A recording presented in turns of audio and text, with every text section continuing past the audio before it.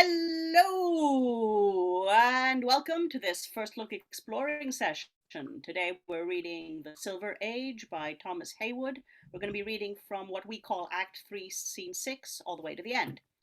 This is the sequel to The Golden Age by the same playwright, and like the earlier play, it's a whirlwind tour through ancient Greek mythology filtered through various Roman writers into early modern English. That means this is a content warning. There's a lot of sexual violence, plus casual misogyny. There are also a lot of long names with many syllables, not all of which will be familiar to us or familiar to us in this form. We have a fairly small room of readers today with a lot of characters apiece, so this might get a bit confusing for everyone, us included. In the earlier parts of the play, we learned how Hercules, the son of the god Jupiter and the mortal woman Alcmene, was conceived, and also how he was the bravest and strongest and best, how the goddess Juno hated his guts, and how he partied with all of his hero buddies who thought he was great, and how he fought a huge lion and was going to fight an even huger wild boar. Then we saw how Proserpine, the daughter of Ceres, the goddess of agriculture, was abducted by Pluto, the god of the underworld, who in this version bears a strong resemblance to Satan, the lord of hell. And since that's the part of the story that the next scene picks up, I'm just going to introduce our amazing and adventurous team of readers, and we'll get right to it. Reading Mercury, Antimachus, Homer, Maid number 2, Cereberus, Saturn, and Asculaphus is...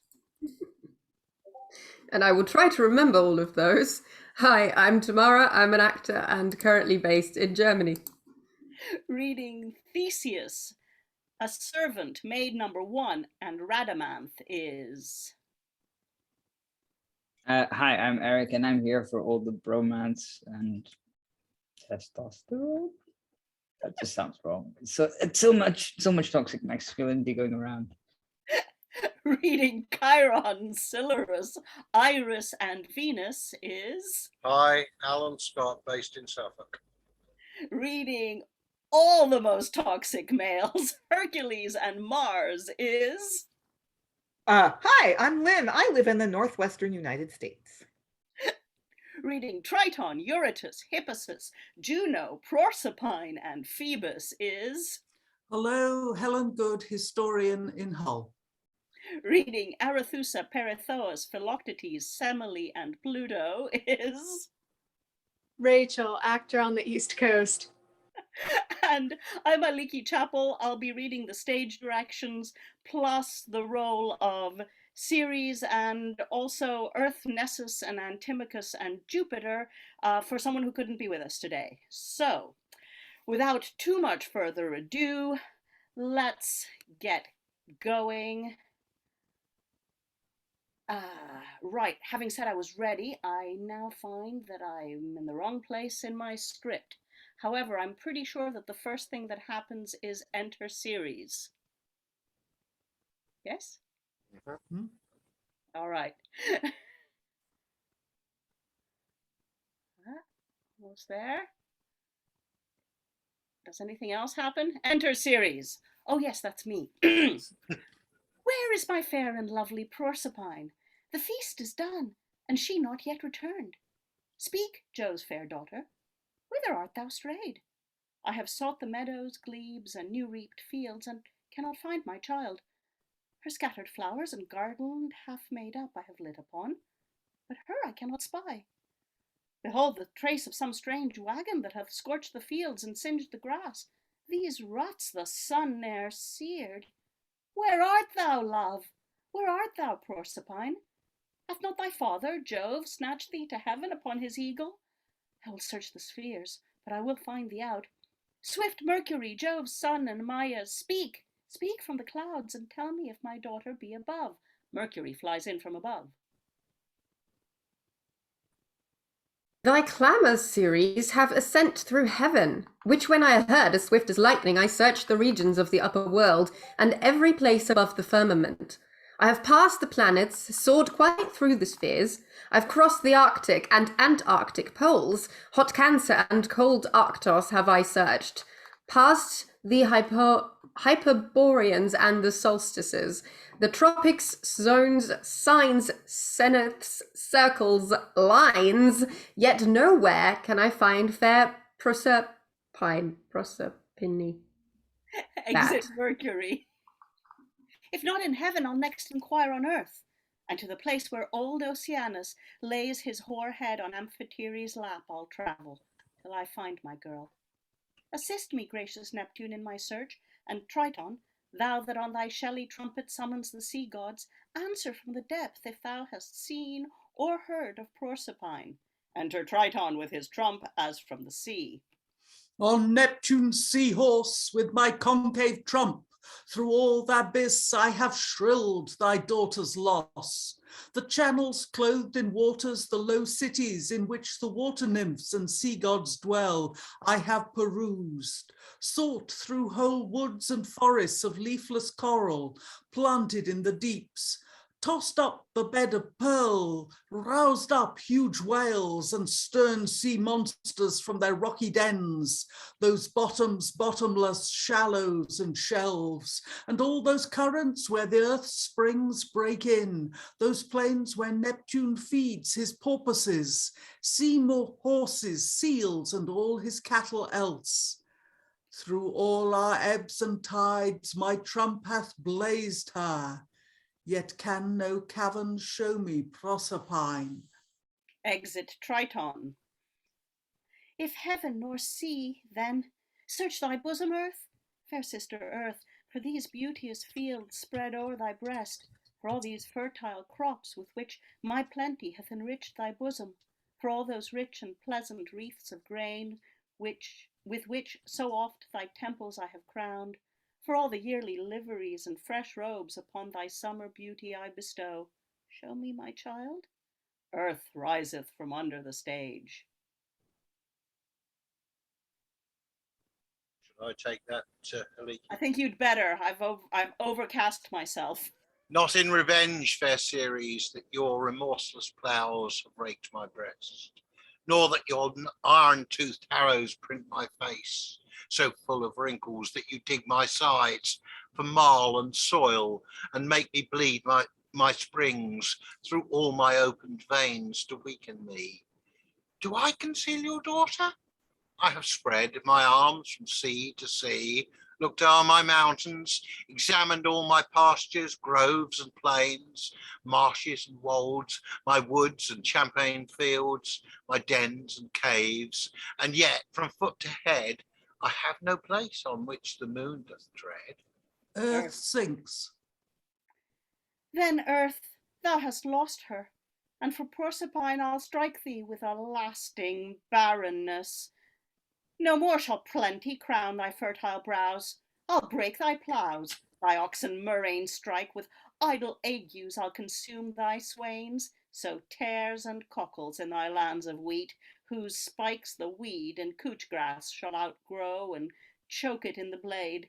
The rotten showers shall drown thy seed, which the hot sun shall parch, or mildews rot, and what remains shall be a prey to ravenous birds. Oh, Proserpine, you gods that dwell above, and you below, both of the woods and gardens, rivers, brooks, fountains, and wells, some one among you all show me herself or grave. To you I call.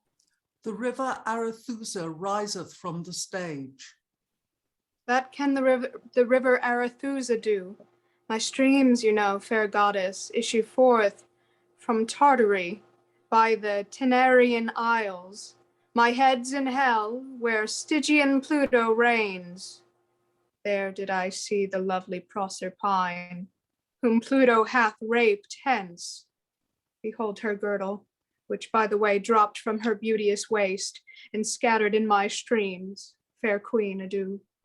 Crown you my banks with flowers, as I tell true. Exit Arethusa. Sorry. Hath that infernal monster stolen my child?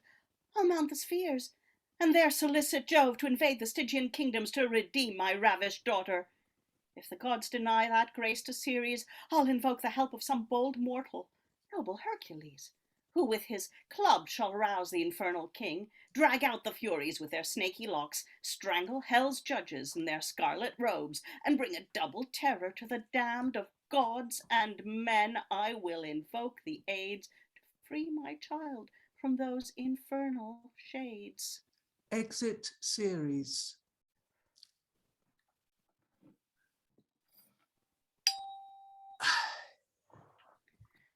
Okay. Do we have much to say about this, or shall I continue on, because we've got a fair bit of material to cover? Anyone have any burning It's a comments? complete change of direction. I mean, it's more like a Lord Mayor's show cast than all the stuff with the clown and the amphitrio, the double amphitrio and all the rest of it. I mean, we're in a new world here. Yeah, it's formally very different, this set of very set speeches. Yeah.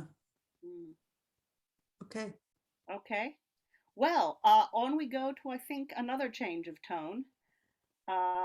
Enter Hercules, Theseus, Pirithous, Philoctetes, Hippodamia, the centaurs Nessus, Eurytus, Chiron, Cyllarus, Antimachus, Cyllanthus, and Hippasus. A banquet.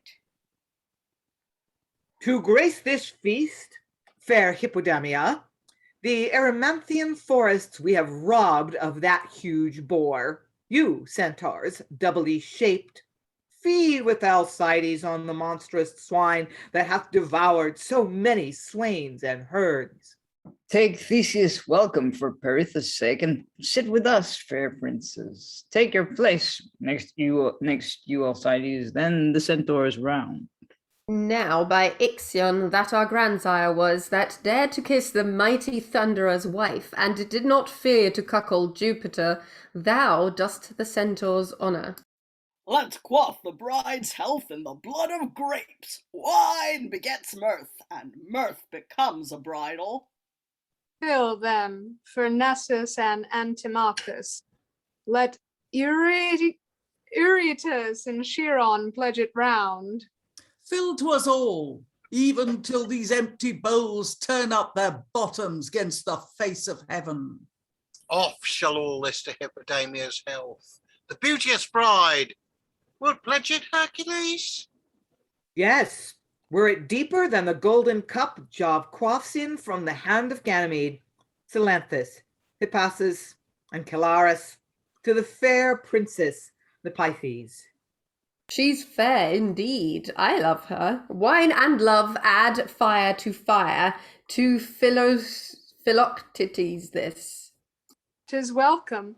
Hippasus, here, Cyllarus. Fair Hippodamia of the centaur's brood, great Bistus' daughter, near allied to us, I'll take her health. Gramercy, Cyllarus. I'll do the like to fair Philonome, thy sweet she-centaur. Double this to her.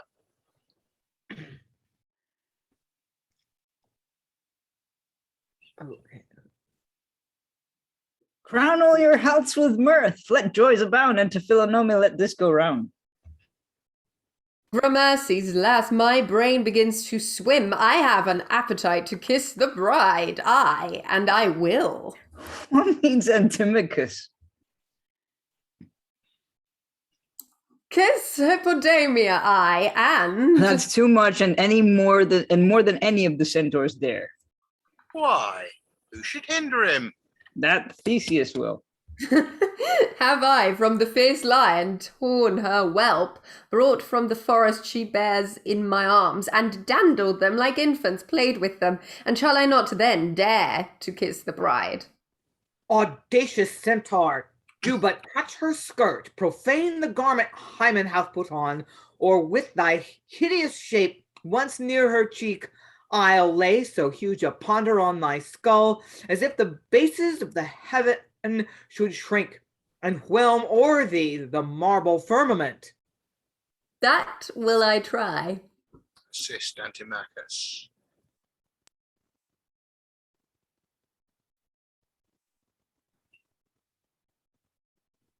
Rescue for Hippodamia.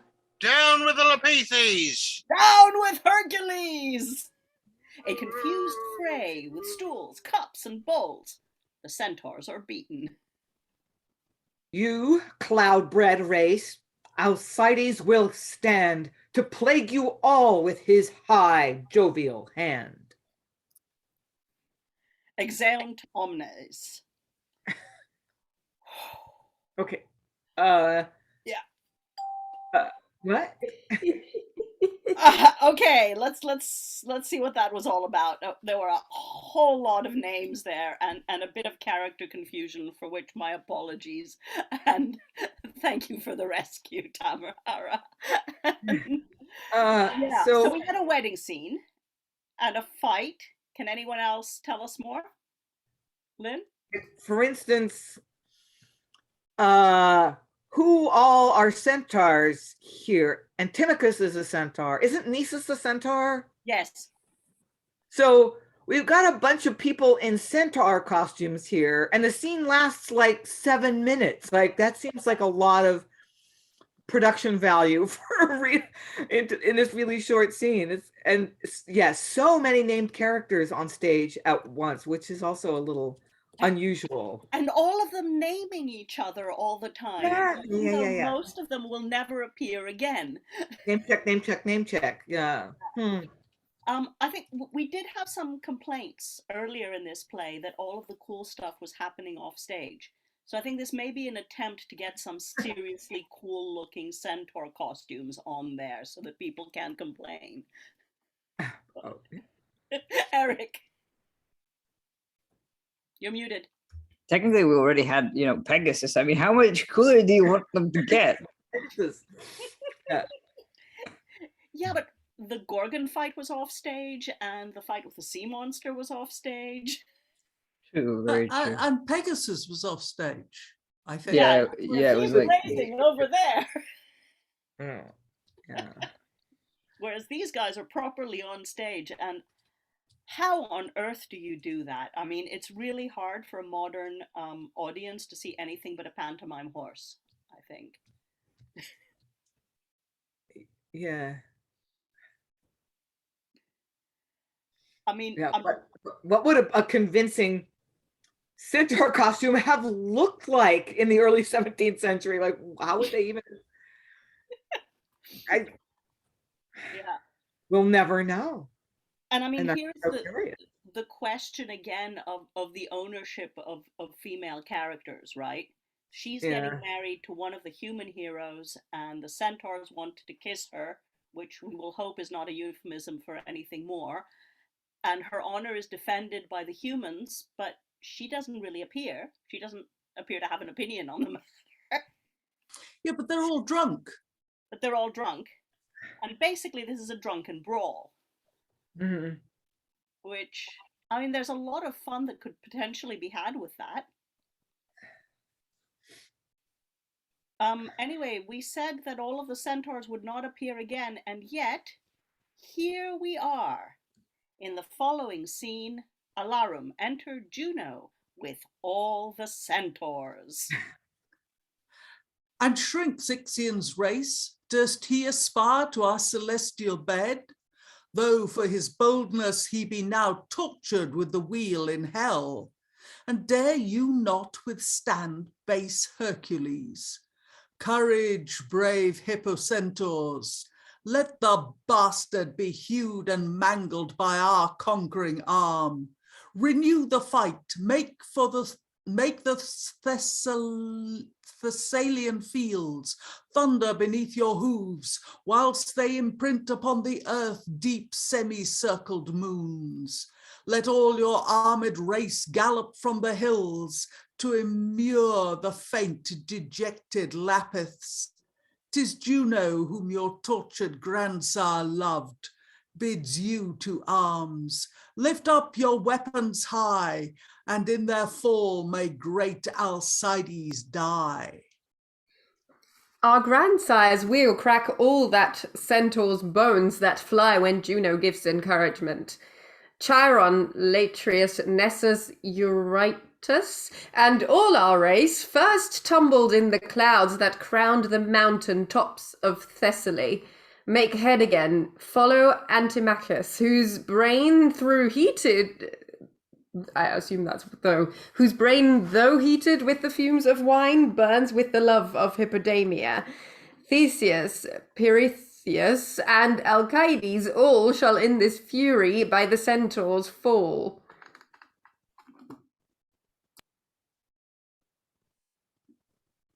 Stage direction. Alarum, enter to them Hercules, Theseus, Pirithous, and Philoctetes. Behold, the lust-burned and wine-heated monsters once more make head. We'll pash them with our club. This centaur match, it shall, in ages and times to come, renown great Hercules.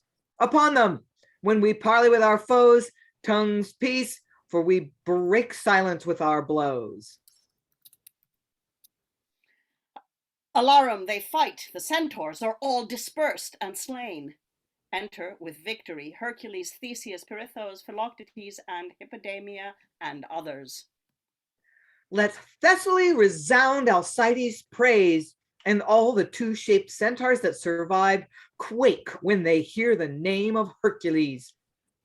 Were these Thessalian monsters bred at first by Saturn and Philyra, as some say, when in equinal shape she was deflowered, or when Ixion snatched to heaven by Jove and feasted in the high Olympic hall, he sought to strumpet Juno. The heavens' queen transformed the cloud to her celestial shape, of which he got the centaurs. But they, bred of earth or vapor, their hot fiery brains are now dispurpled by Alcides' club, and in their deaths renown the Lapithes. Jove's son was born a terror to the world, to all the tyrants that oppress and sway. But most in debt to thee, Pirithous, is, that hast restored a virgin and a bride, pure and untouched, to sleep in these my arms. My tongue shall sound the praise of Hercules, my heart embraces love. Oh, had bright Juno, my loving stepdame, seated in the clouds, beheld me pash the centaurs with my club, it would have filled her with celestial joys, knowing that all my deeds of fame and honor I consecrate to her and Jupiter. Of these proud centaurs, Nessus is escaped. The rest all strew the fields of Thessaly.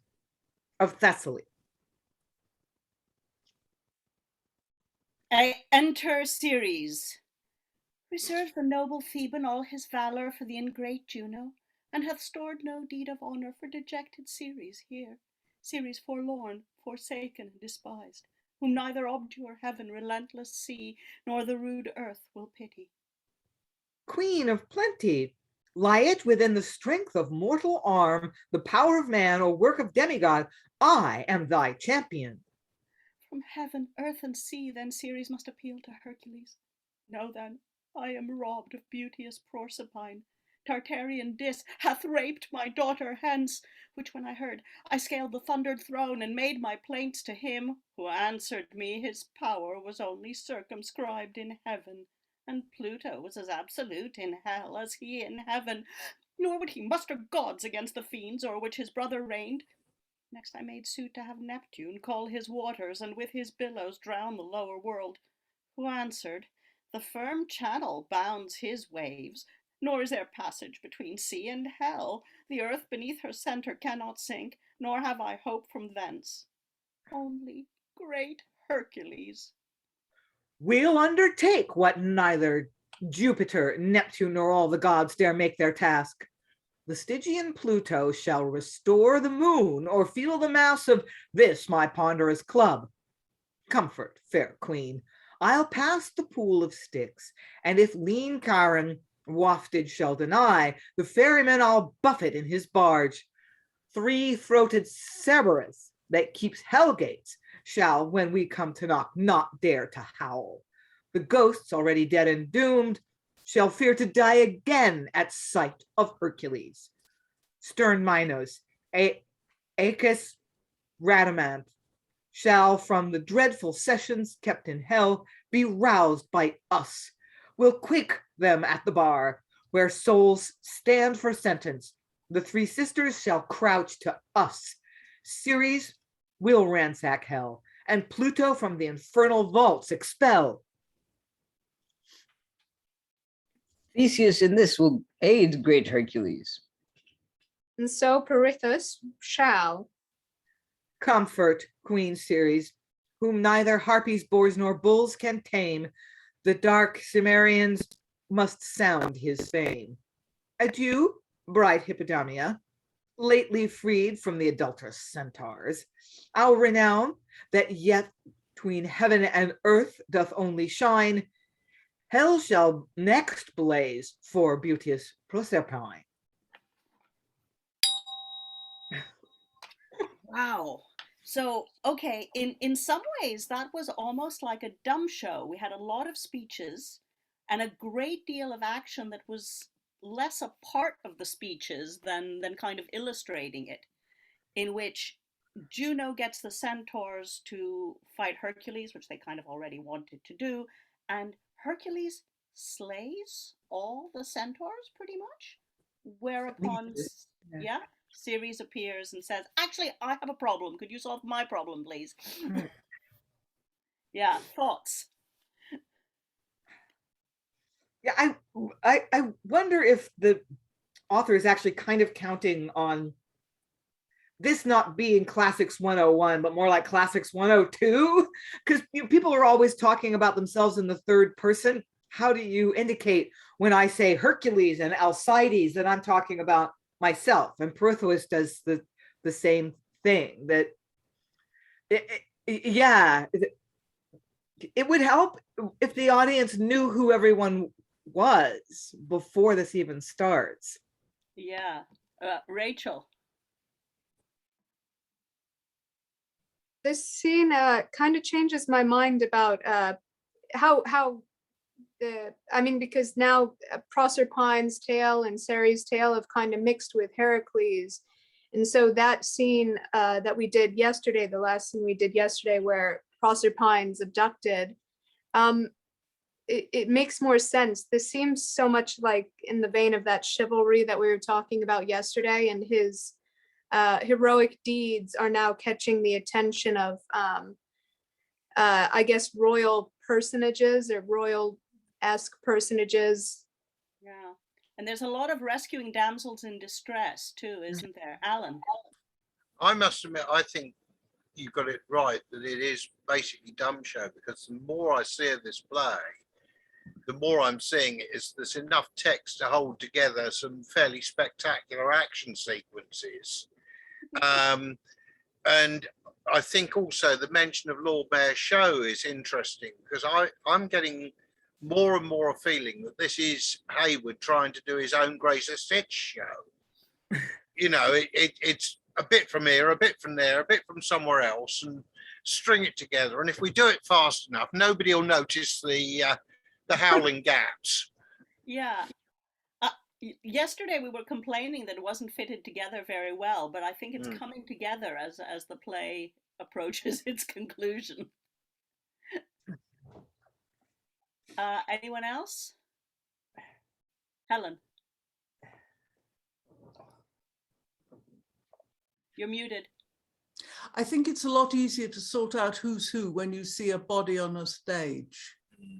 Yeah.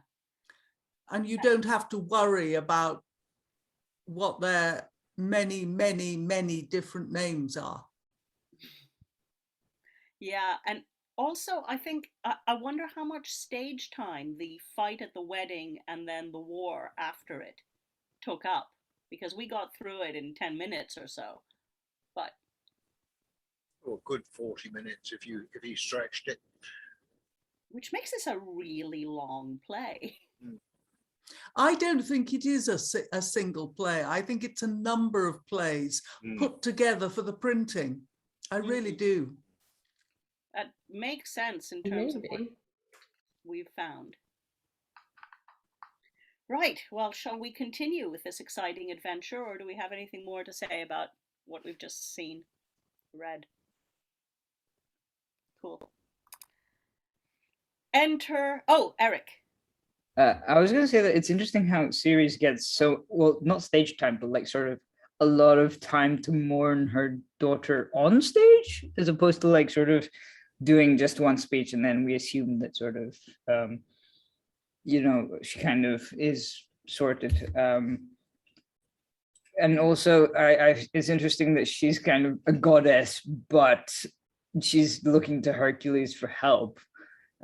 Which is kind of like sort of the wrong way around in some ways. Well, she did ask the gods first.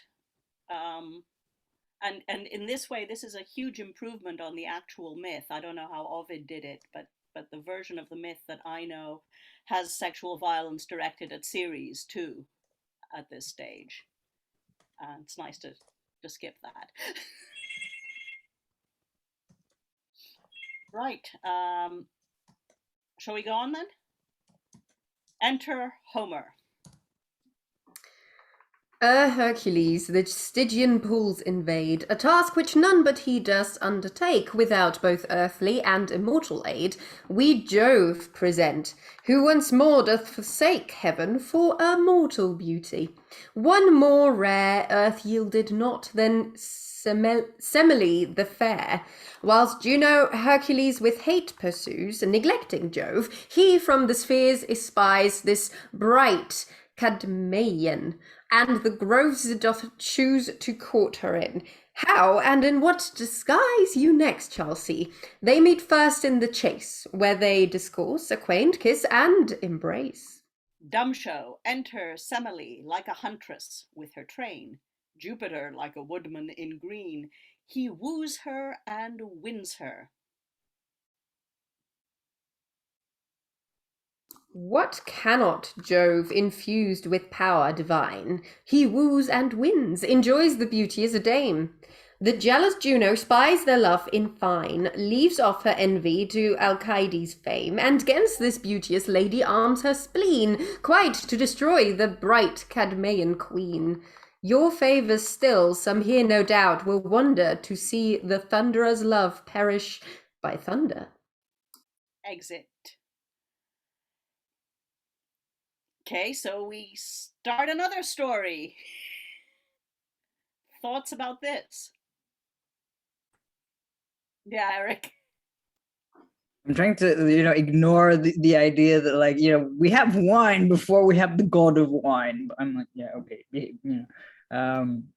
anyway, no, it's just interesting how here Jove, aka Jupiter, aka we know, is portrayed as a woodsman, sort of like basically aka Robin Hood. Which is kind of an interesting, I'm just guessing they had the costume and they just went, well, we don't have any more things you can turn into, so yeah. Yeah, I think in the myth he does appear to her in human form, so might as well.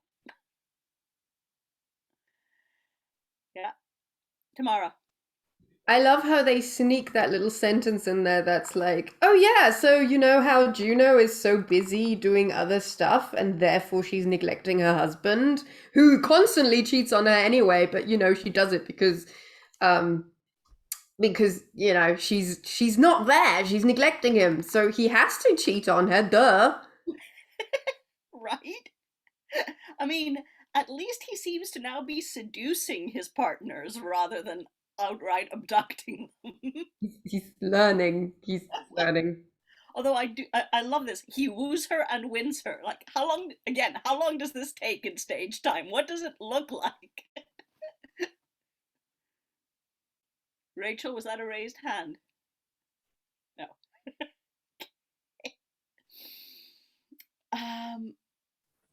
So we move on. Speaking of Juno, here she is again. Enter Juno and Iris.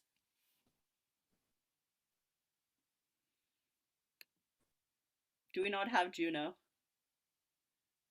Yeah, it's Helen who's had to go.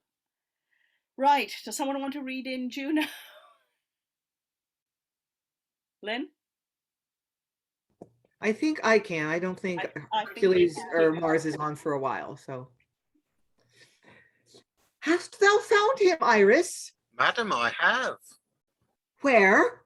In the house of Cadmus, courting there, the fairest of the race, young Semele. What? Am I better to be queen of heaven, to be the sister and the wife of Jove, when every strumpet braves my deity, whilst I am bruised to lay traps and busied to lay traps and trains for proud Alcmena's bastard? He takes time for his adulterous rapes. Europa lives, sainted in earth. Callisto shines a star just in mine eye, by name of Lesser Bear. Lo, in Egypt is adored a goddess, and of my servant Argus, slain by Mercury, there lives no note, save that his 100 eyes I have transported to my peacock's train. Thus fall the friends of Juno, whilst his strumpets front me on earth, or brave mine eye in heaven. But Semele shall pay for it. In what shape saw'st thou him court, that strumpet? Like a woodman. I met him on the mountains of Erycine, and took him for the young Hippolytus. Iris, I have it. 'Tis plotted in my brain, to have the strumpet by her lover slain. Of her nurse, Beroe, I'll assume the shape, and by that means avenge me on this rape.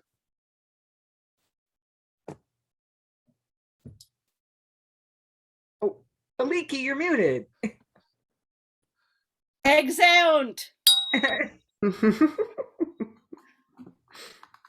Right, well, hello, welcome back, Helen. We read in Juno for you, Lynn did. I apologize. That's all right.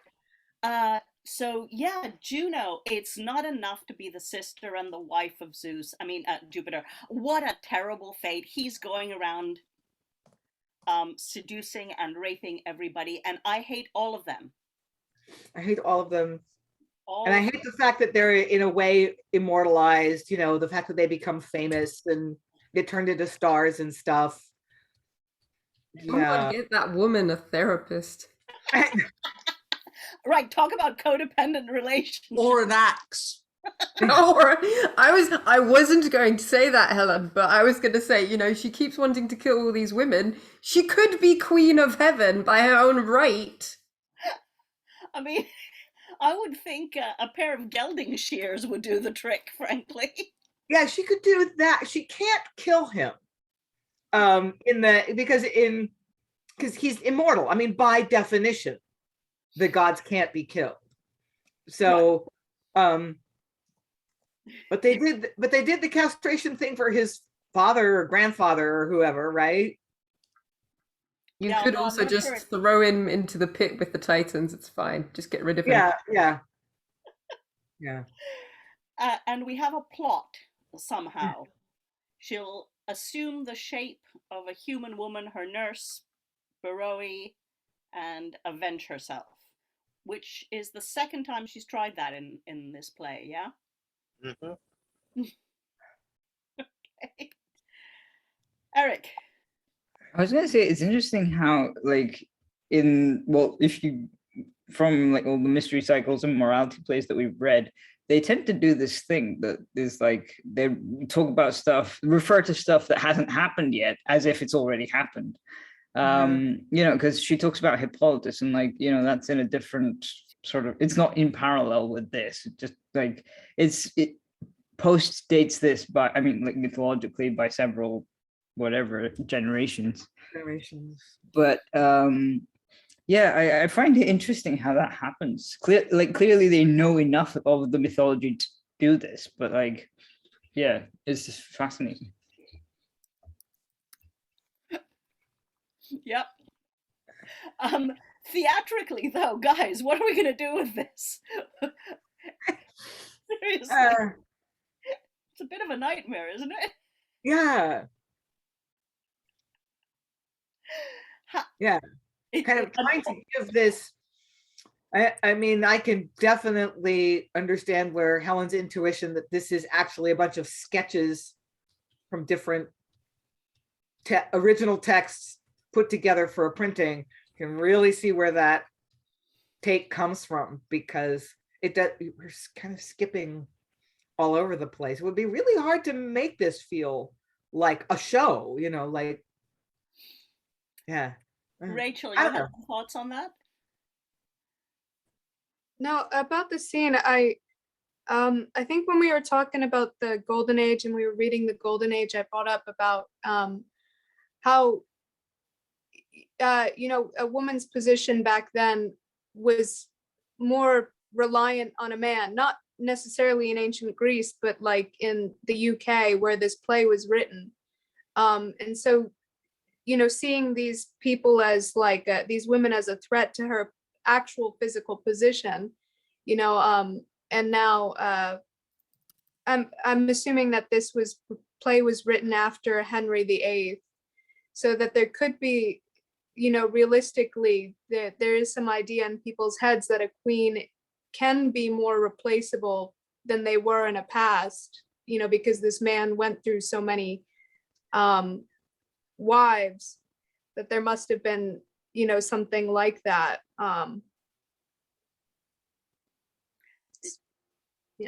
Yeah, I quite like the idea of Jupiter as Henry VIII. So onward, Lynn? No? Lynn? Is that a hand? Okay, onward to what we're calling Act 4, Scene 2.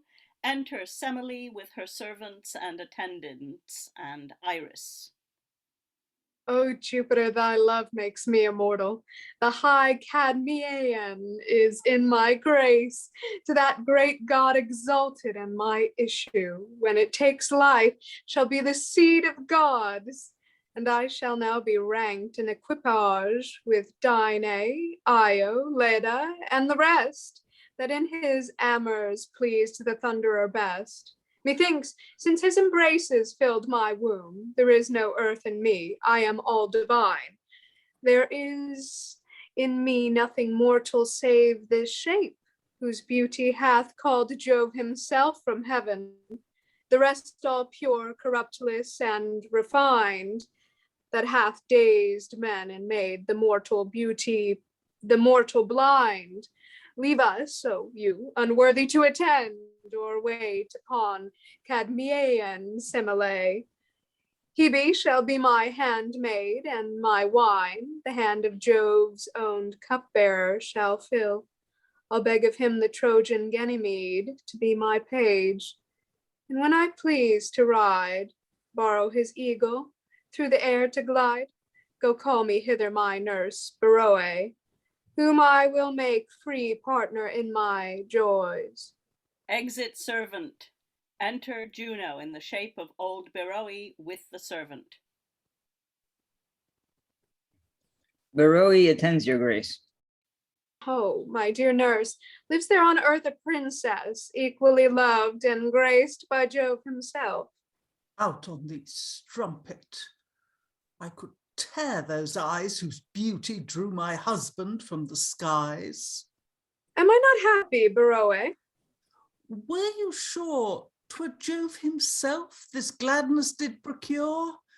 Madam, there many foul impostors be that blind the world with their inchastity, and in the name of gods, being scarce good men, juggle with ladies and corrupt their honours. Think you yon stripling that goes clad in green is Jupiter? I know him for heaven's king, whose issue in my womb I feel to spring. I think it not. But lady, this I know, that gods are so lascivious grown of late, that men contend their lust to imitate. Not Jupiter. Things truly reconcile, you'll jump with me. How have you been the while since you were breeding? Now well, sometimes ill, subject to every imperfection still, apt to all chances other women be, when you were loved of the high deity that hath the gift of strength, power, health, and joy, the least of these could not your state annoy. Thou puttest me in mistrust, and half persuadest me he is no more than mortal whom I love. How shall I prove him, nurse? I'll tell you, madam. When you see him next, seem with some strange and uncouth passion vexed, and beg of him a boon, which till he grant, swear he no more your favours shall enchant. Beroe, what boon? To hug you, in that state in which fair Juno he embraced so late, to descend armed with celestial fire, and in that majesty glut his desire. His right hand armed with lightning, on his head heaven's massy crown, and so to mount your bed. So are you sure he is a god indeed? Obtain this boon, and fairly may you speed. Thou hast fired me, Beroe. Thou shalt be on flame, so great the ocean shall not quench the same. Beroe, away. My chamber ready made. Make. Toss down on down, for we this night must tumble within the arms of mighty Jupiter, of whom I'll beg the immortal sweets of love, such as from Jove imperial Juno tastes. Begone without reply, my love's at hand. Thy death upon thy boon. This Juno cheers, that my revenge shall mount above the spheres. Exit Juno. I will not smile on him, lend him a look, at the least grace, till he give free assent to fill me with celestial wonderment. Enter Jupiter like a woodman. O thou that makest earth heaven and turnest the mortal into this shape terrestrial, thou bright issue of old Agenor and the Cadmean line, for whom these stony buildings we prefer before our crystal structures, that makest Jove abandon the high councils of the gods, to treat with thee of love's fair blandishments. Divinest of thy race, fair Semele, fold in thy arms Olympic Jupiter. Jupiter. That Jupiter that with a nod shakes the heavens' arches, o'er the universe spreads dread and awe, and when we arm oneself with majesty, make the earth's foundation tremble, and all mortality fly like a smoke before our presence, vanished and consumed. Did Semele behold such majesty, she could believe this were the thunderer's voice? Thou he? What needs this strangeness, Semele? Have I preferred thy beauty before hers whose state fills heaven, whose food's ambrosia, upon whose cup the heavenly Hebe waits when she quaffs nectar, whose bright chariot is drawn with painted peacocks through the clouds? And am I thus received? Thou bed with Juno, base groom, thou art no better than thou seemst, and thy impostures have deceived a princess greater than e'er descended from thy line. Hence, from my sight, thou earth, that hast profaned the dreadful thunderer's name, what see I in thee more than a man to prove thyself a god? Thou deified, thy presence, groom, is poor, thy behavior slight, thy courtship trivial. Thou hast not a good face. What's in thee worth the favor and the grace of Semele? A god? Alas, thou art scarce a proper man. Ha! Fails my shape. Is he that awes the now valued less than man? Why, Semele, prove me in what I can. Wouldst thou have gold, I'll rain a richer shower in thy bosom than e'er I poured on Danae. Gold, what's that? Which every mortal prince can give his love. Wouldst thou increase thy beauty or thy strength? I am not foul nor sick. Wouldst thou have godhood? I would translate this beauty to the spheres where thou shalt shine, the brightest star in heaven. I'll lift thy body from this terrene dross, and on two eagles, swift as Pegasus, will take our daily progress through the clouds. I'll show thee all the planets in their rank, the monstrous signs, the lion, ram, and bull, the black-scaled scorpion, and the cancerous claws.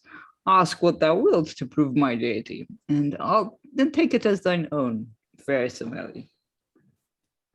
Grant me one boon. Less than the least of these, my arms shall spread thus wide to embrace my love. In my warm bosom I will glove thy hand and seal 1,000 kisses on thy lips. My fingers I'll entangle in these curls and scarve my ivory arm about thy neck and lay myself as prostrate to thy love as the earth her grass-green apron spreads for rain. Speak, shall I ask, or have you power to grant?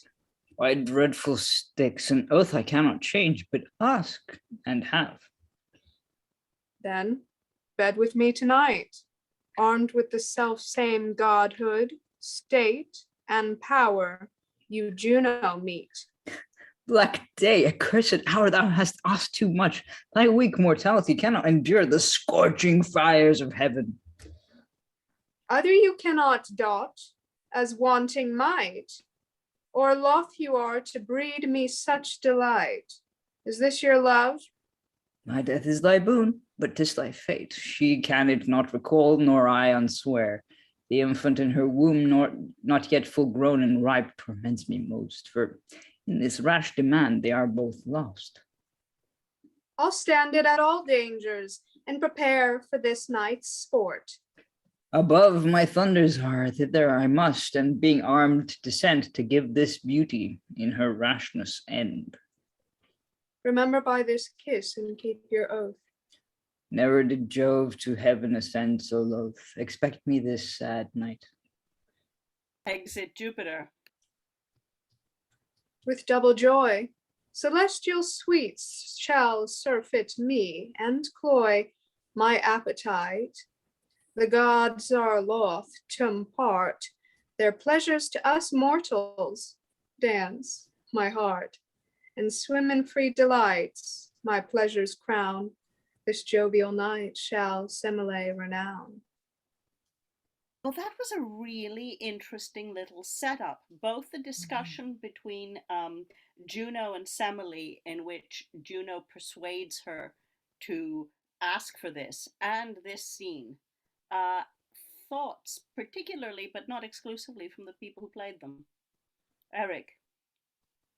Semele basically goes, "Nyeh, nyeh, nyeh." Sorry. Just kind of, there are barely a proper man kind of thing if you can't do this. It's just, yeah, sorry. Yeah.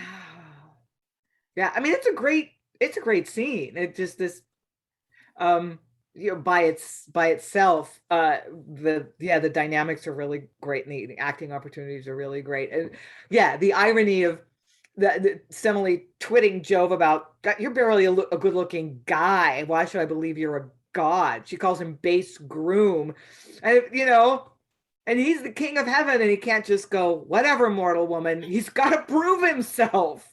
He can't stand to be teased. Helen. Dynamic is super interesting. Oh, sorry, Lynn. Didn't mean to cut you off. Sorry. It's interesting that he can't prove himself by going, Shazam, here I am.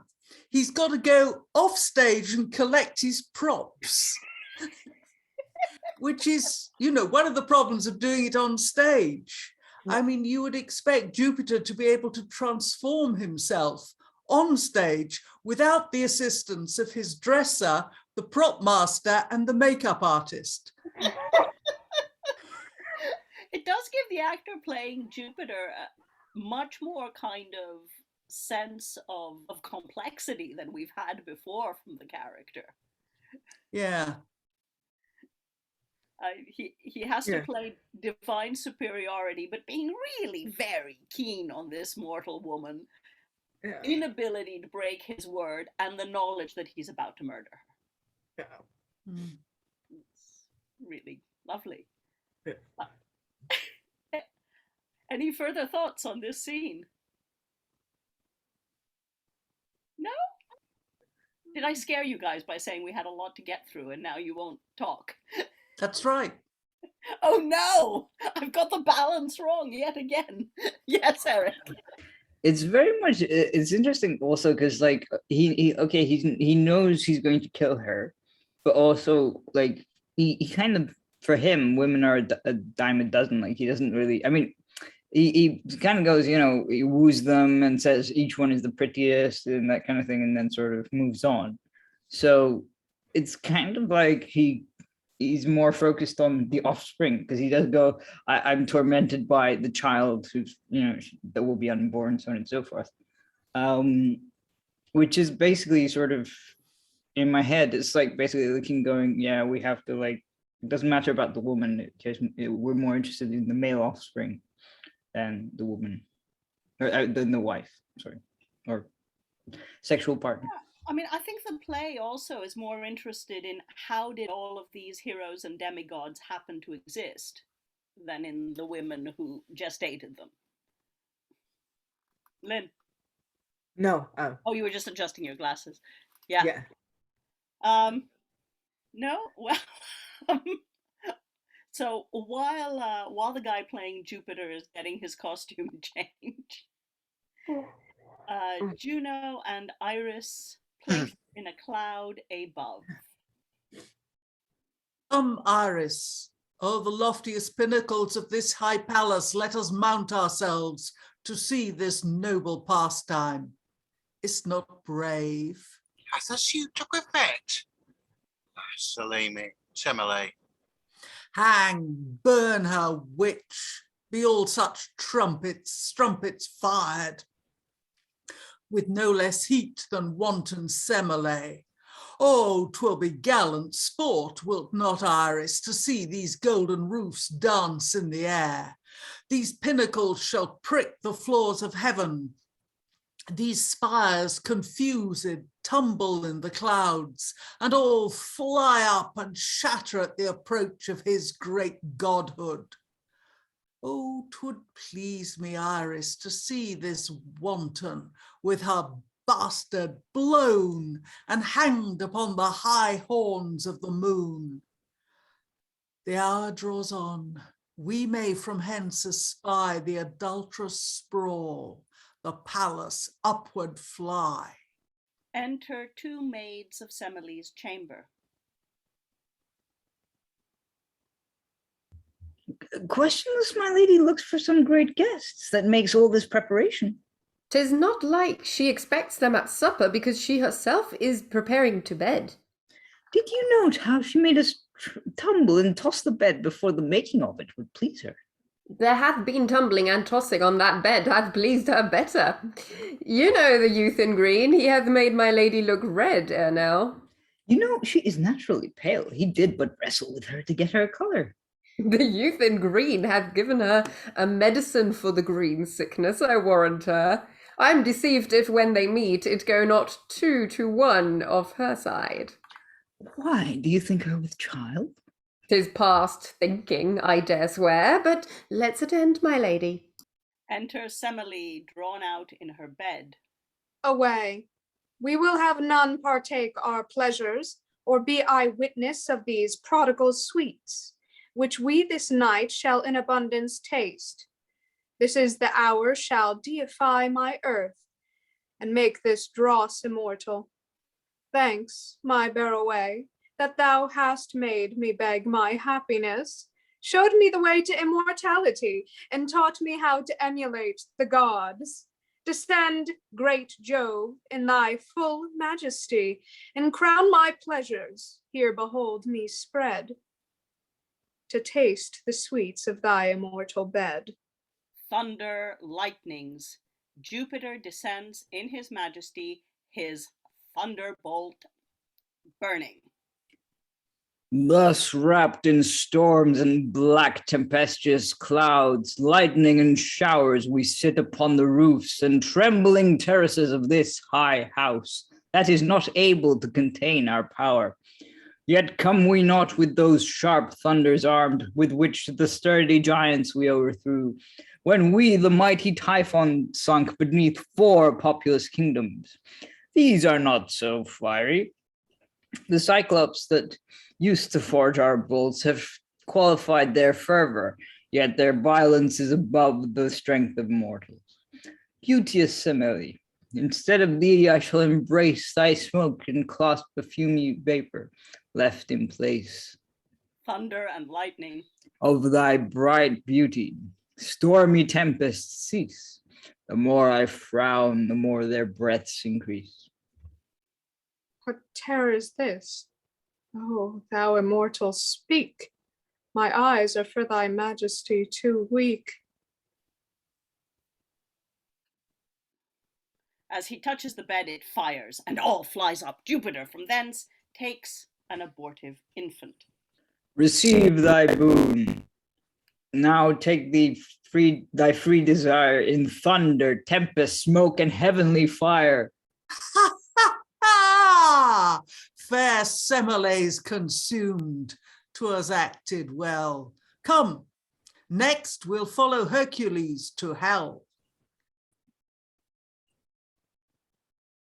Jupiter, taking up the infant, speaks as he ascends in his cloud. For Semele thus slain, the heavens shall mourn in pitchy clouds, the earth in barrenness. The ocean for her slaughter shall weep brine, and hell resound her loss. Fair Semele, nothing but ashes now, yet this remainder that cannot die, being born of heavenly seed, I will conserve till his full time of birth. His name I'll Bacchus call, and being grown, style him the god of grapes.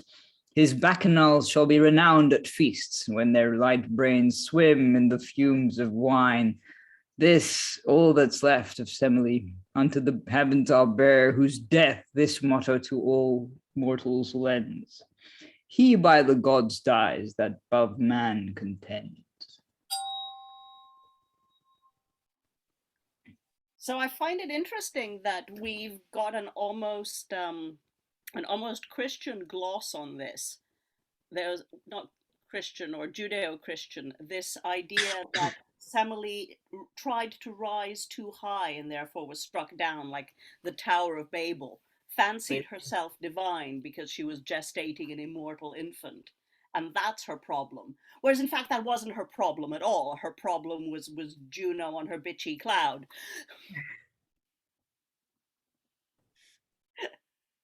Well, she could have not fallen for Juno / Barroway's manipulation. She could have said, "I love this man. That's enough." But and I believe him, and that's enough. But she didn't. So I think that read is really good. That sort of the sin of pride is what she's being punished for. Well, I mean, you could do that. I don't think she could have gotten away as an unmarried princess with "I love this man." I love this god you can get away with. Right. Yeah, Rachel. Firstly, just snaps for Bacchus showing up. That's always nice. And then secondly, this is a nice parallel scene, I think, with Alcmena and that birth scene, because it was the foiling of Juno. And, you know, she's like she's meant to be the baddie of this one, I think. And sometimes the baddies win. And she did. I mean, she gets the classic baddie monologue, doesn't she? I can't wait to see this place burn down and that girl go up in smoke. Oh, goody. Yikes. It's very, that Juno is very 90s Hercules and Xena like with the peacocks as well. It's really, it keeps reminding me of that, and it's a bit of a problem. I mean, the peacocks do belong to the goddess, and that's kind of the way she's characterized throughout her life. Although, looking at it, we're just like, a bit of feminist consciousness, girl. Come on now. Helen. I can't help wondering exactly how this scene was on the early modern stage. I mean, we're talking about a lot of fireworks here. and things have got to rise up into the air. So we've got, I mean, if Robert was here, he would be talking about the health and safety nightmare of it all. But Right? but they I mean, the globe itself was burnt down as a result of stage effects.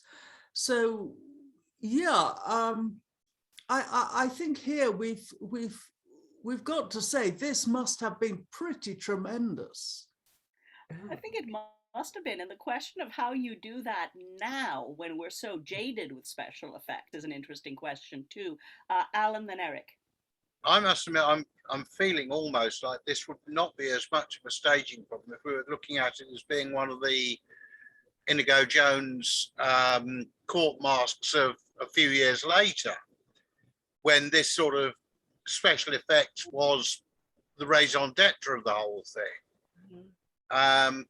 But it's just reinforcing that, you know, the script as we have it seems just to be a way of holding together set design and fight scenes. Which would be interesting now, again, when we're so used to, at least in the British tradition, of thinking in terms of the text, to have the text almost feel like an afterthought to the design. That's the feeling I'm getting increasingly from it. You know, that it's, you know, in what we've got here is all of the set piece dumb shows and so on, whereas in the most successful theatre in the West End over the last 20, 30, 40 years has been, right, it's time for the big musical number. Eric? I was going to say that, how do you call it? Yeah, it's kind of interesting that the level of pyrotechnics and like coordination that you would have to have for that, just because like obviously he's got the fire and thunder and all that stuff. And then Sumeli has to run off and disappear and become ashes. Like the actor would have to sort of disappear at least, or maybe through a trapdoor, I don't know. And then at the same time, everyone else is going, oh my God, what's going on? There's fire, there's fire. It is very much like last week, we were talking about how, you know, If You Know Not Me Part 2 was the audition for like Lord Mayor's shows and stuff. And there is one of the Lord Mayor's shows where one of the people speaking basically sort of shoots like firebolt or thunderbolt out of his head. So, and we were all going, how on earth do you recreate that in modern day, you know, sort of live performance? And yeah, we were kind of hoping that there was no injuries, but obviously at the time there was no health and safety, so I don't know how they pulled it off and kept going, obviously. And in fact, we've got more pyrotechnics coming up, so there's even more to go. Yeah, I think trapdoor would definitely do it for Semele, and you don't even need a baby doll for baby Bacchus, just since he's just a tiny little. Rachel. Yeah, to the point you just made, the trap door. I mean, Semele's on a bed too, so if that bed's just on a trap door, that's all you have to do. You don't, you know what I mean? They're already there with that. Mm-hmm. They are.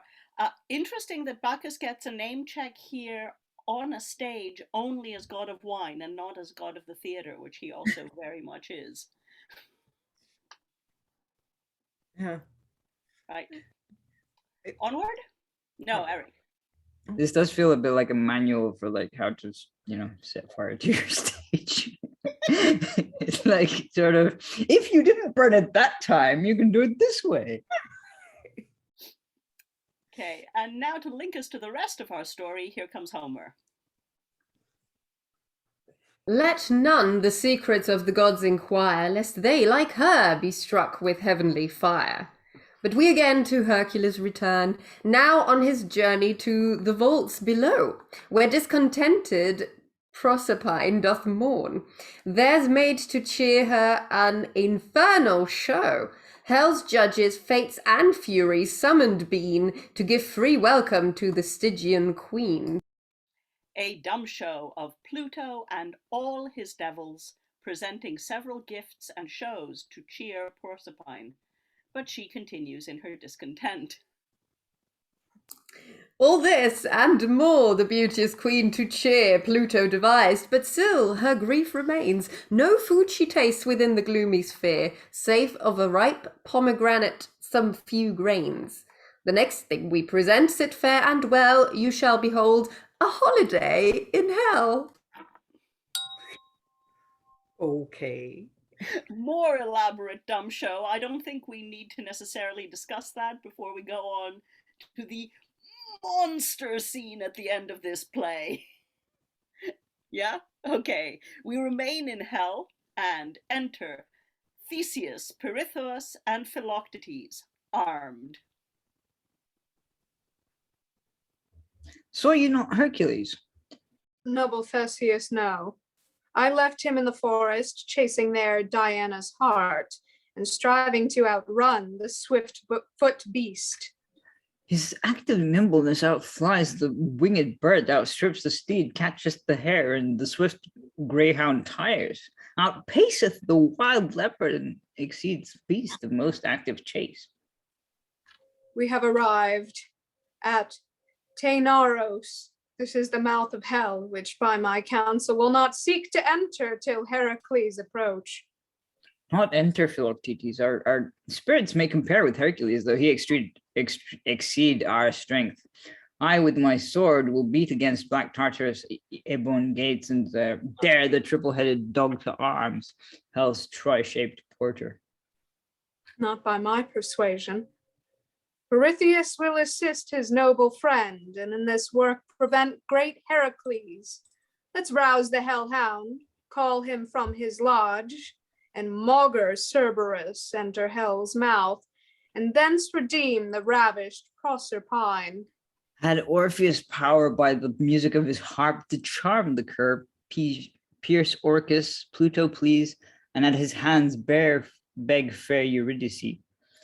And shall not we as much dare with our swords as he with fingering of his golden strings? Come, let our joint assistance rouse the fleet, thunder against the rusty gates of hell, and make the Stygian kingdoms quake with fear. They beat against the gates. Enter Cereberus. What mortal wretch that fears to die above hath travelled thus far to inquire out death? We that have blazed the world with deeds of praise must fill the Stygian empire with our fame. Then rouse thee, thou three-throated cur, and taste the strength of Theseus. These my 3 empty throats you 3 shall gorge, and when my nails have torn you limb from limb, I'll sit and feast my hunger with your flesh. These fangs shall gnaw upon your crudded bones, and with your bloods I'll smear my triple chaps. Your number fits my heads, and your 3 bodies shall my 3 throats set a work at once. I'll worry you, and having made you bleed, first suck your juice, then on your entrails feed. Pirithous fights with Cereberus and is slain. Oh, bloody fiend, and spare my noble friend. The honor of the worthy Lapith slides breathless here before the gates of hell. Cease, monster, cease to prey upon his body and feed on Theseus' heads. Theseus is wounded. I'll eat you all. Enter Hercules. Stay, and forbear your uproar till our club stickle amongst you. Whilst we in the chase have catched the swift and golden-headed stag, these valiant Greeks have sunk themselves beneath the upper world as low as Erebus. Whom see we? Theseus wounded, young Pirithous torn by the ravaged fangs of Cerebus. My grief, convert to rage and stern revenge. Come, guard thee well, infernal cannibal. At every stroke that lights upon thy skull, I'll make thee think the weight of all the world, and the earth's huge mass shall crown thee. Welcome, mortal. Thou comest to mend my breakfast. Thou wilt yield me many a fat bit. Here, I'll make thee eat my club and swallow this fell mastiff down thy... That doesn't sound like Cereberus, does it? Down thy porch at every weighty cuff I'll make thee howl and set all hell in uproar. When thou roarest, thy barking groans shall make the brazen towers, where ghosts are tortured, echo with thy sound. Pluto's black guard at every deadly yell shall frighted run through all the nooks of hell. That's Hercules. Yeah, I think that here was many a fat bit. Here must have been Herc. Yeah. Sounds like Hercules. I'll make Yeah. thee my club. Yeah. Okay. Ah, Okay. Well, I'm going to go back then.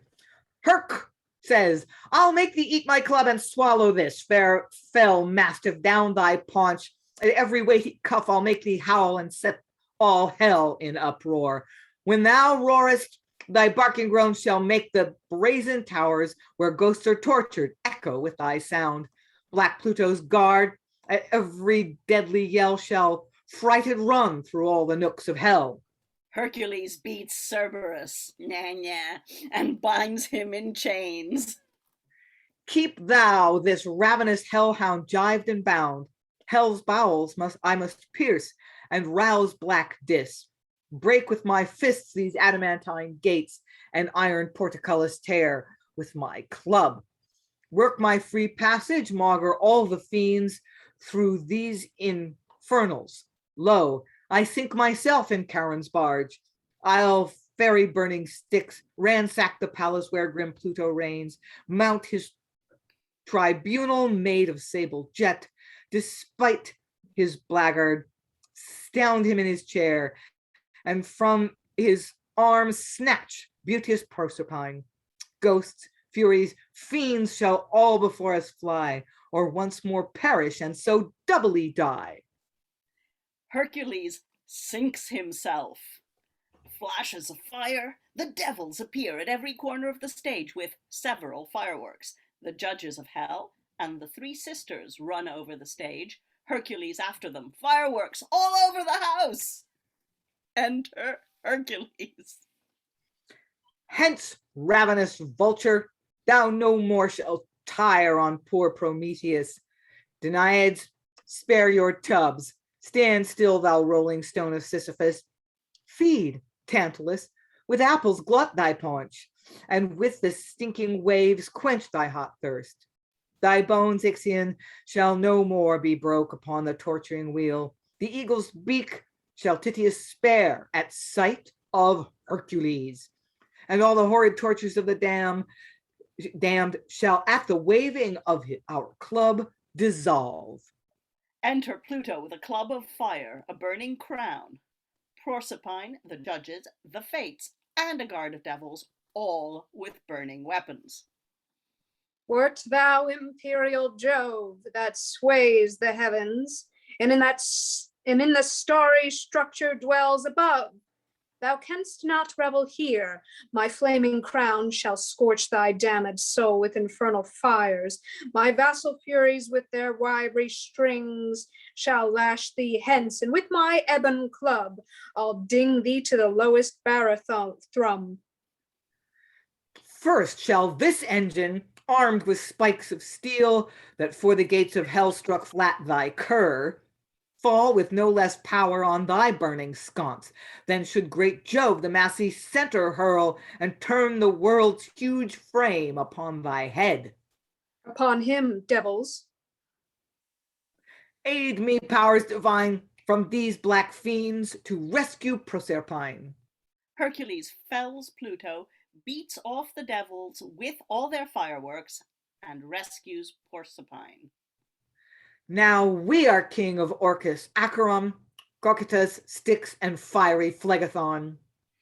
long live Alcides, crowned with godlike honors, for rescuing me out of the arms of Dis, the underworld and fiery jaws of hell, all the ghosts.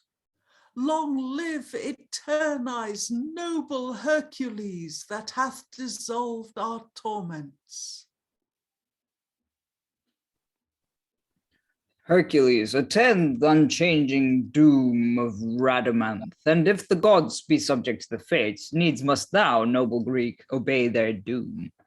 Lo, in their name, and in the awful voice of us, the reverend judges, to whose doom thou once must stand, I charge thee, stir not hence, till we have censured thee and Proserpine.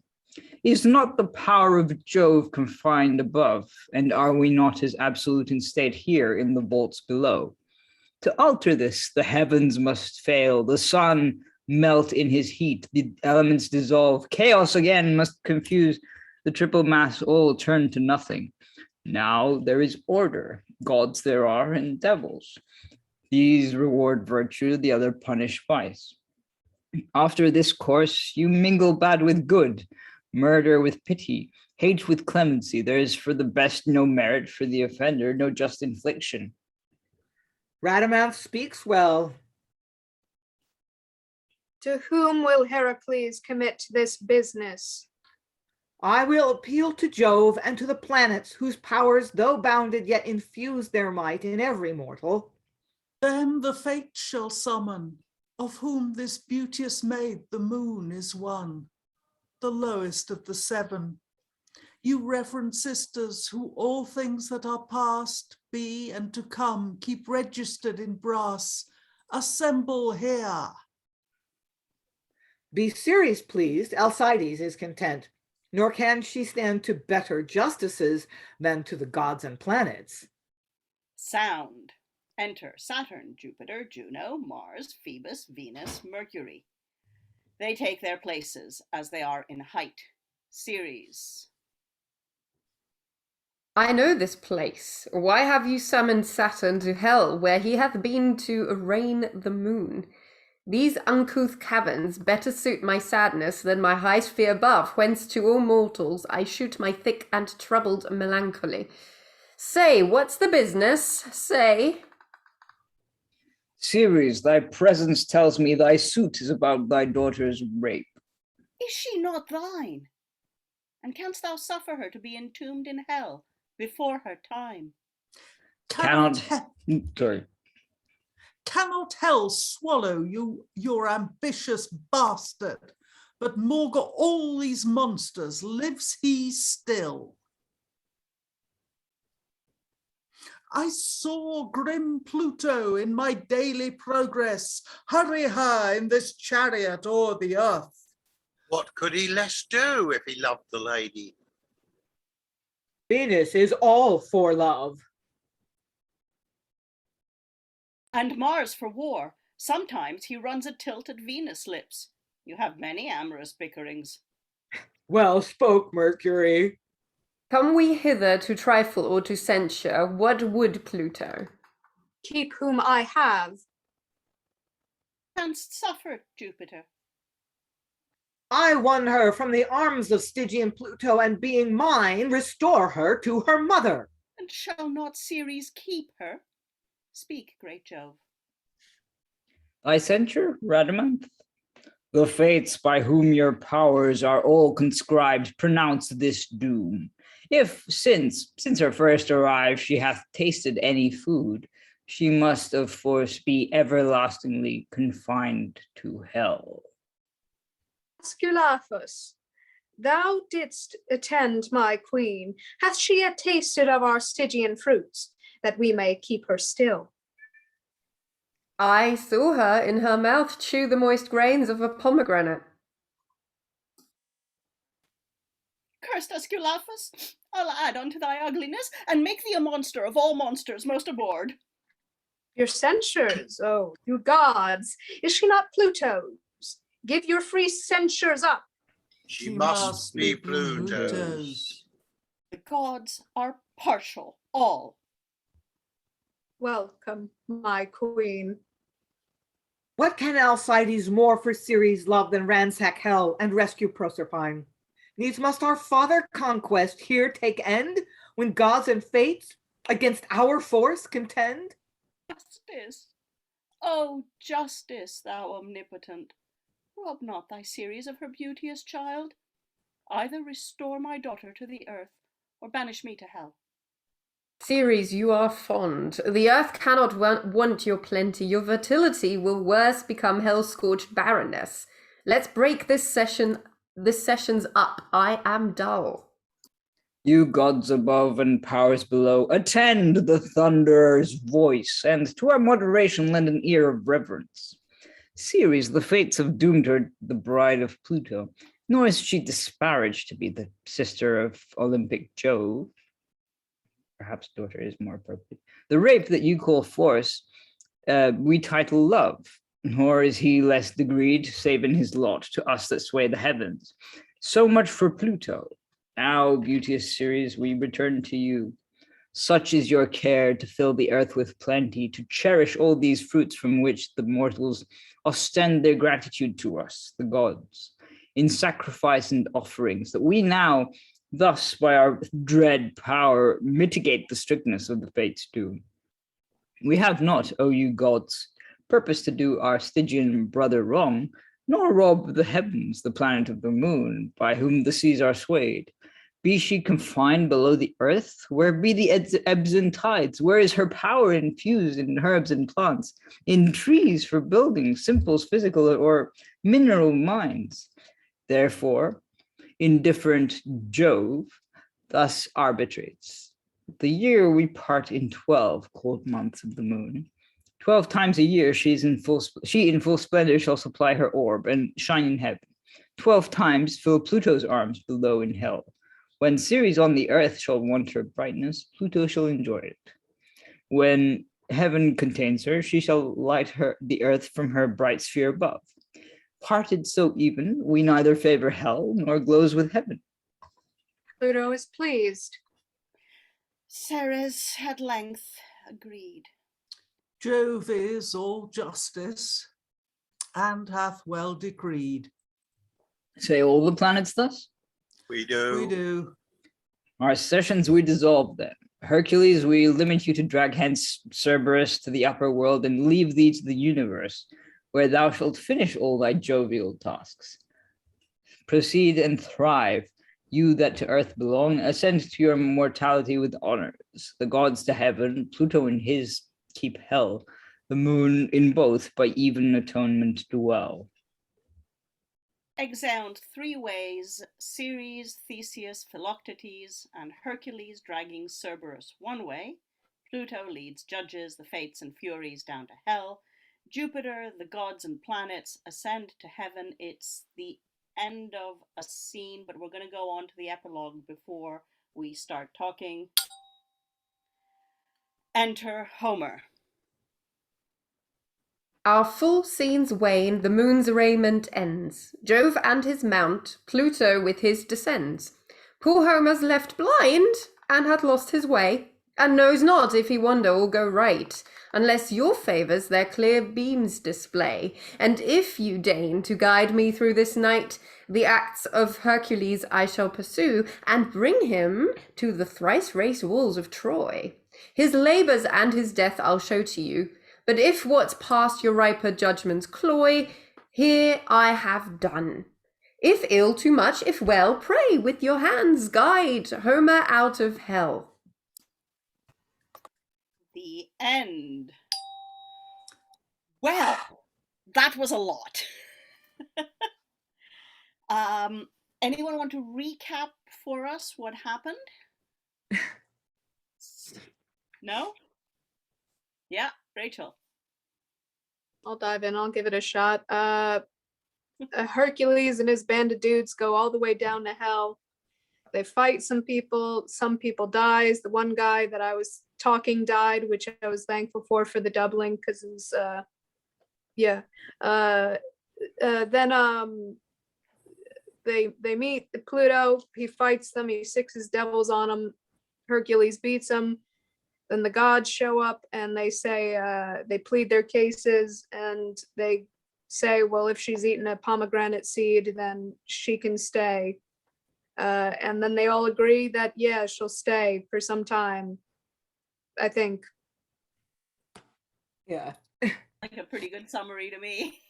I particularly enjoyed Cereberus. It's a pity he got defeated because he was by far the most fun of the roistering boys that we've encountered. Again, an interesting question about how you stage that. I sort of pictured a puppet, but you know. Oh, not a puppet. Or a God, puppy. every time we hit a difficulty, somebody said, let's do it with puppets. It didn't say Muppet. I meant an actual three-headed dog puppet. I know. But I don't think these are puppets. I think you've got a guy with 3 dog heads. I think you've got endless fireworks. You've got devils. You've got explosions. So many fireworks.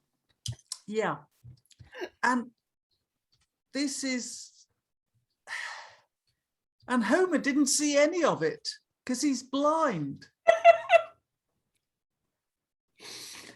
There was an indication that he was blinded by the events, I thought. Homer's left blind, as if he wasn't before. Yeah, but he's talked about himself as blind before too, so it's confusing.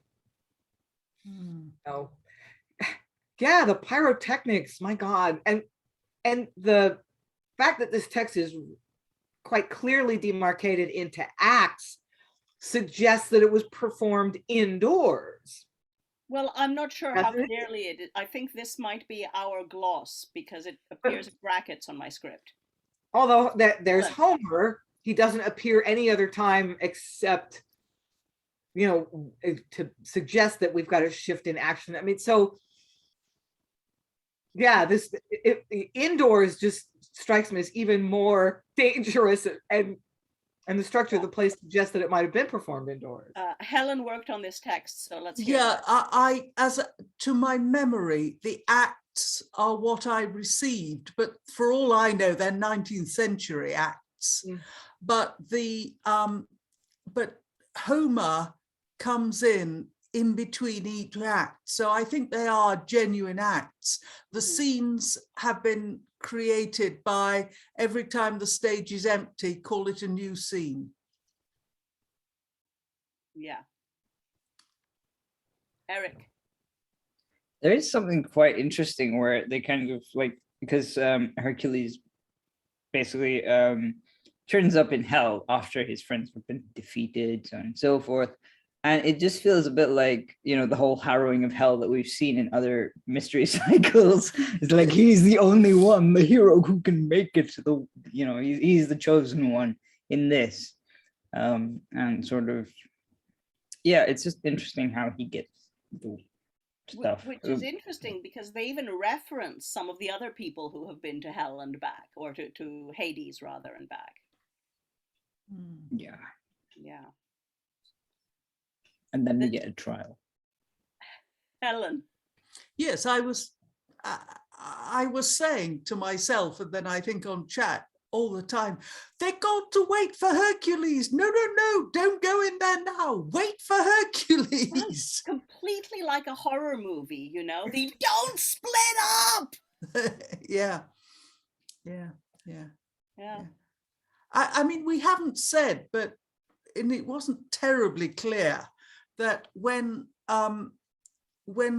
Proserpine or Proserpina or Persephone or whoever she's calling herself this week is in Hades, then it's winter. It wasn't made terribly clear. No. And yeah, she's there for as many months of the year as she ate seeds is the way I know it, but it seems to be more arbitrary here. For medieval times, the pomegranate was a symbol of fertility. I think it's pretty much that for the ancient Greeks as well. Right. And it's in Athens, at least, it's ripe in winter, in midwinter. Yeah, I don't think Heywood had necessarily seen one because he doesn't refer to them as seeds. He refers to them as something else. I think it just says fruit or something. It doesn't even seem to suggest that there are bits to it. Yeah. Quite possibly he wouldn't have seen one. But so we've got this enormously complicated judgment scene, right, with the gods up above in a sort of tableau. Jupiter, I think, the only judge, although Rhadamanth speaks up for the judges of the underworld. Traditionally, there are 3 judges of the underworld, and I think only they just gave voice to one of them so that they can get away with like sort of fewer lines or something. Yeah, I mean, in a fashion that we've seen before in early modern plays, the stage is very, very crowded at the end. Everybody is there. Full panto walk down, the 17 characters on stage in that scene, Yeah. speaking in that scene, And more on stage. and God knows how many extras. And even if you don't count the devils, several of the planets / gods don't speak. Yeah, and you don't really need them. You just need Jove to make the final judgment that Proserpine stays in Hades part of the year and spends part of the year on Olympus with her mother. You don't really need Saturn or Mars or Venus or whoever the heck else is on. It's just, we're doing it for show. We're doing it because we can, because we've got the costume budget. I don't know. About the elaborate stage picture. Helen.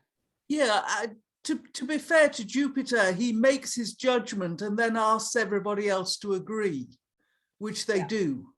And he also asks her, Proserpina, he asks for her consent to it, which, considering that the alternative is to stay permanently in hell, is probably, yeah. Yeah, we don't really get much sense of whether she sees herself at this stage as Pluto's captive or his spouse, or what the difference might be between these two states. Well, whatever it is, she's pretty miserable about it. I mean, everything says this is not her choice. Mm-hmm. Eric. I think, but I didn't get was like sort of, I mean, the action is pretty clear and stuff, but then there's this bit in Jupiter's speech where he goes, like when he's referring to, what do you call it, to Proserpine, he goes, the fates have doomed her to the bride of Pluto, nor is she disparaged to be the sister of Olympic Jove. And I can't help but wonder, I thought that was a reference to Juno, but I'm like, well, I suppose since Pluto is his brother, she becomes his sister-in-law. Yes, sister and sister-in-law were interchangeable. She is also his daughter, as was pointed out in the chat. Well, gods will be gods. Won't they? Something else that's really weird about this is that in Jove's speech, and he talks about the moon being in going through its phases 12 times in a year and so forth.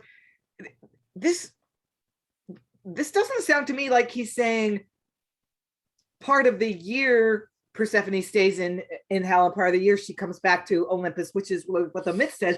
It sounds like she's in hell at night and in Olympus during the day. If you didn't know the myth, I don't know that you would read that.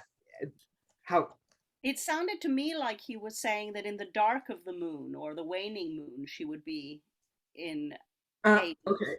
But again, that's not how the myth or our Right. understanding of agriculture works. So 12 times fill Pluto's arms, and that's not how that works. No. That's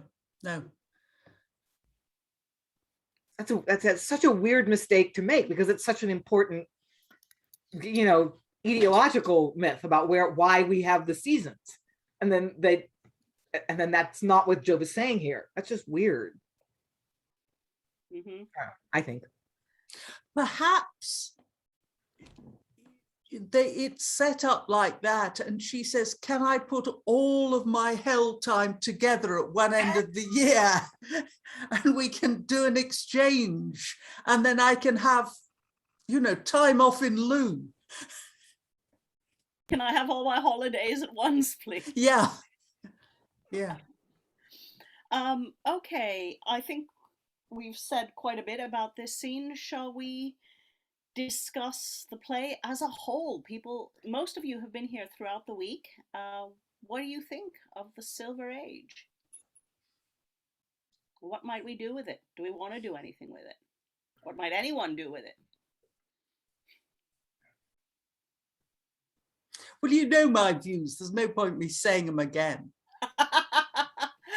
Okay, yeah, it's not a single play, and it's probably for outdoor, you think, or for... I don't know about outdoor or indoor, but I certainly think that it's a series. The Metallic Ages plays, I don't think were played as they are printed.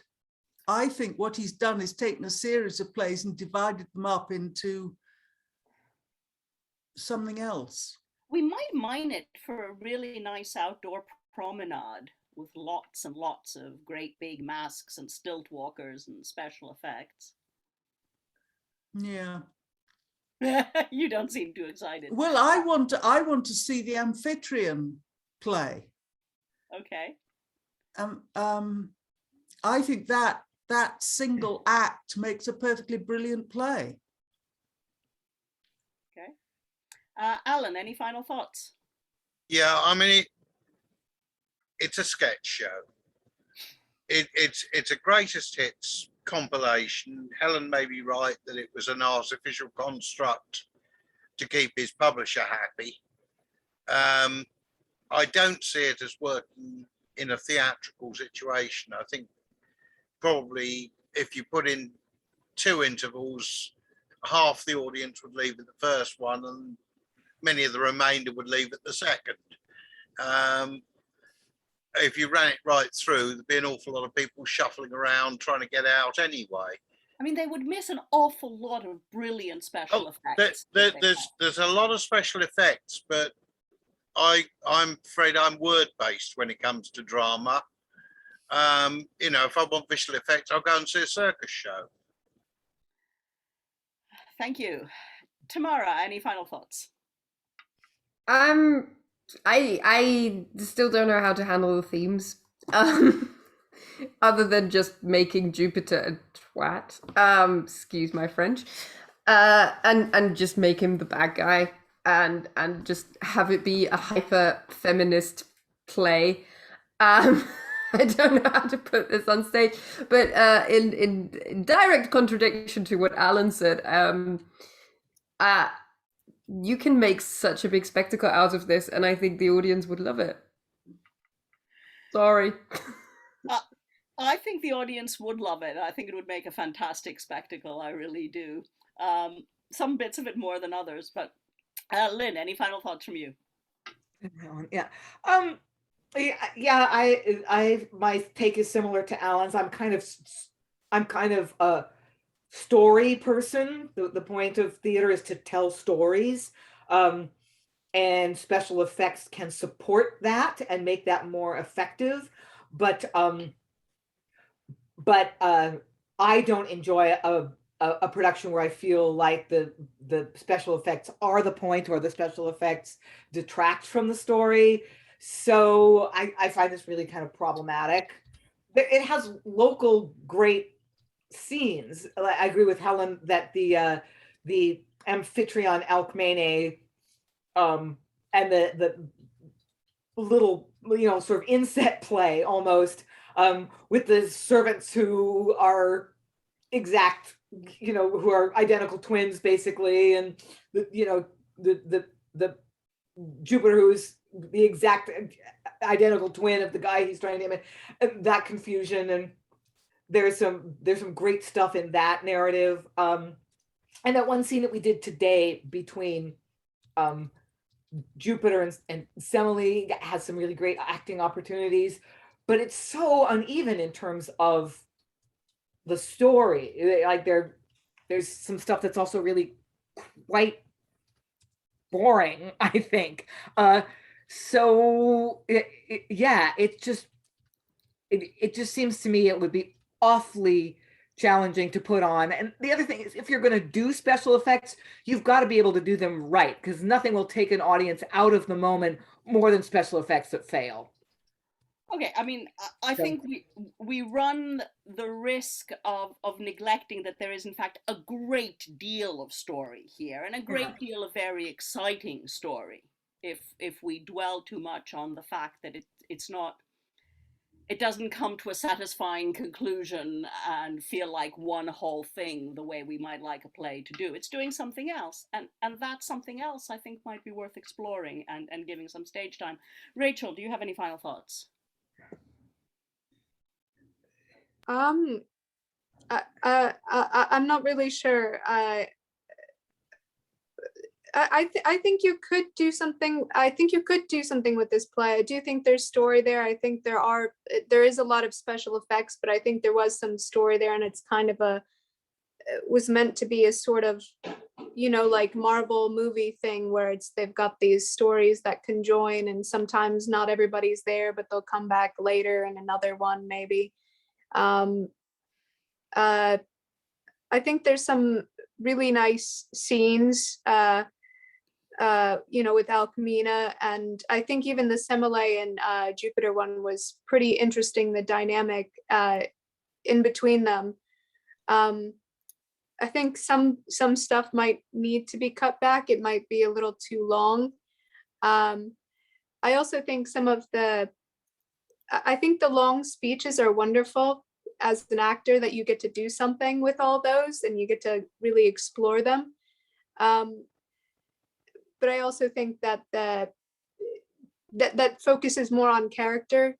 He does an excellent job, Heywood, with relationships, an amazing job with relationships, but I think we're usually, at least now, more used to seeing relationships in dialogue form. And so maybe that has something to do with some of that, something to do with the way that we're talking about story, is that this isn't as much in dialogue as these monologues, then another person goes and then another person goes, or even a dialogue, but somebody's got like 5 or 7 lines in between, which is still maybe a little wordy and hard. And for all our complaining about the testosterone laden scenes, we do have some very vivid female characters here, in Ceres, in Juno, and in Semele, especially in that scene with Jupiter. Not just that scene, but that. Eric, final thoughts. I just want to see the 3-headed dog. I mean, I'm gonna get just as a, like, on stage, just and talking dog. Yes, the talking dog. Sorry. 3-headed talking dog. I really want him to speak out of all 3 of his heads. I don't know about the rest of you. Yeah, totally. Having said that, like, the whole thing about the themes is problematic, and also Jupiter legitimizes everything at the end. He goes, "The rape that you call force, we title love." So basically, he goes, it's all fair game kind of thing, which is kind of terrifying if you consider how much fun we've had with, like, the sort of comedy parts of this. And it's, I don't know, it's like sort of, it feels like a very light play, but it's not. It's very, very serious, and very sort of, very dark, and sort of, if you think about, even about the context back then, it would have been dark, I guess. Yeah, and I think there might be interesting places in which to explore that dichotomy and that discomfort. However, this has been quite a long play, and we've gone on for a long time, so I think I'm going to just thank all the wonderful readers for their time. You've all been fantastic. The traditional cheesy wave. Instead of thee, I shall embrace thy smoke. Goodbye.